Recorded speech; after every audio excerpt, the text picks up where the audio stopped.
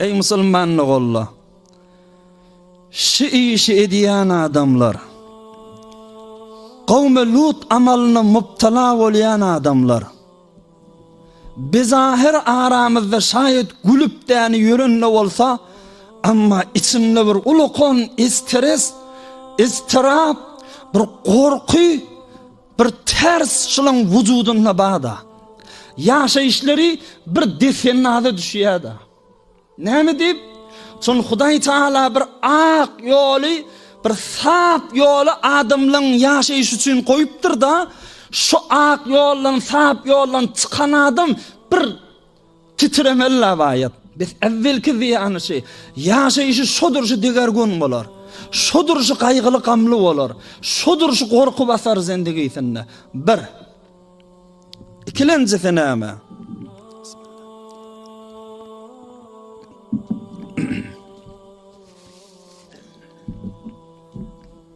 Şol adamın işi ravaş tapmaz.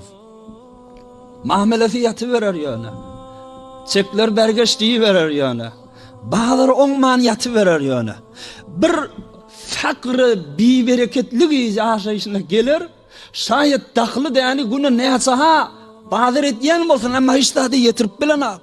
Zol bergi, zol çekler gelip tu üfüzünde, zol algıdarlar gelip oti. Yaşayışında bir bereketçiliğe gelmeli şey. Bir fakir vücudun almalı şol adamın. Ne mi deyip? Son ol adam servuru, serdarı, cihanın kargışını alan adam boluyor. Son Peygamberimizden sahih hadisi var. Mel'unun men ata imra'atan fi duburiha. Ravahu Ebu Davud ve Nesai. Allah'ın laneti olsun bir adam ki zinaneti veren kavmi Lut'un emeline etken olsa deyiptir Peygamberimiz. Kargış ediptir. Peygamberimizden lanet ediptir şol adama. Hi laneti Peygamberimizin lanetine duçar olan adamın karnı kalar mı kam? Yaşayışında yaşayabilir mi kam? Bağları onar mı kam musulmanlığın? Yönü bir fakru bir bereketçilik yaşayışına gelir, bilmen alır ne hilli kuyağa katsallık ne?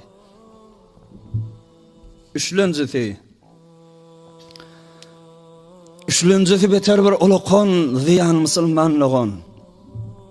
Üçlüncüsü bir olukon dert, olukon bir musibeti ki Huday Teala ödü däni tövbe delliğinin hurmatına azad edip göver amasa bir rahat işinden kutarıp bilmeye. O da näme? Şay diyen üçlüncü noktami gidin tahkik edin. Hem din ulamalarından hem dünya ulamalarından. Yani revanşinaslardan, düktörlüğün aydiyen zatlarından, adamın cisminin üstünde de yani tahkik eden adamlardan şu noktadan gitten siz de tahkik etten görün.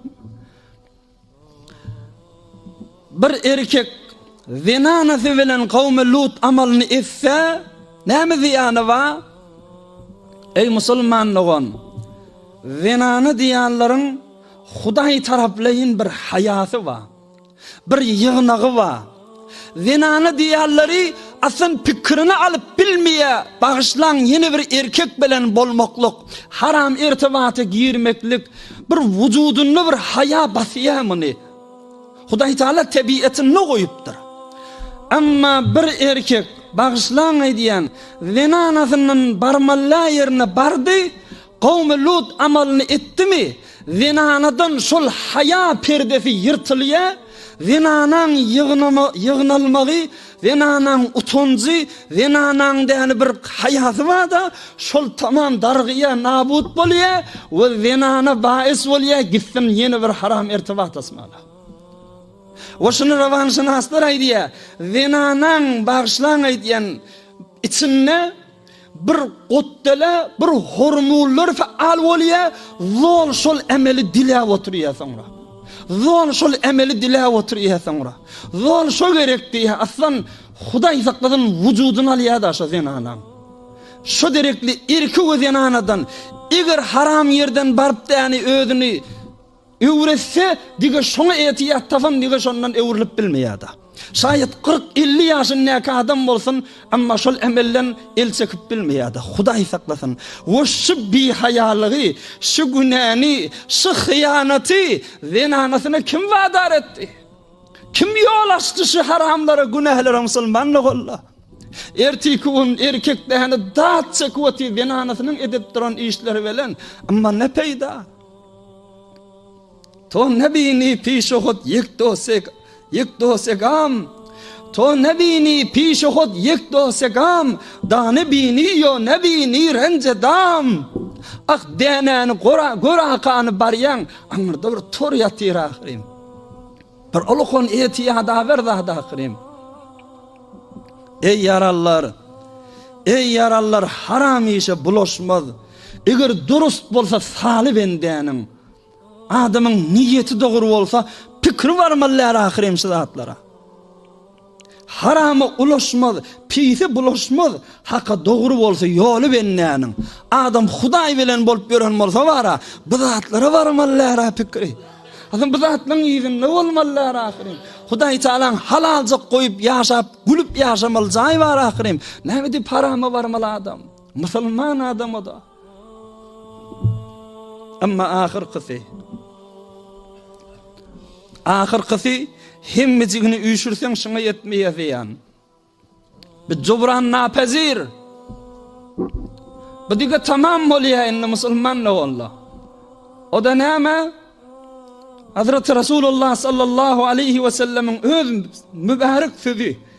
Men mâte min ummeti ya'melu amela kavme Lut نقله الله تعالى إليهم حتى يحشروا معهم كذا في الدرر المنتثرة للإمام السيوطي. Peygamber zana edipdir. Herkes min ummatımdan kavmi Lut amalını etse ölünni däni musulmanlaryň makberesinde gömülse de kıyamet gün kavmi Lut'un makberesinin arasında turar dipdir. Hudaý saklasyn.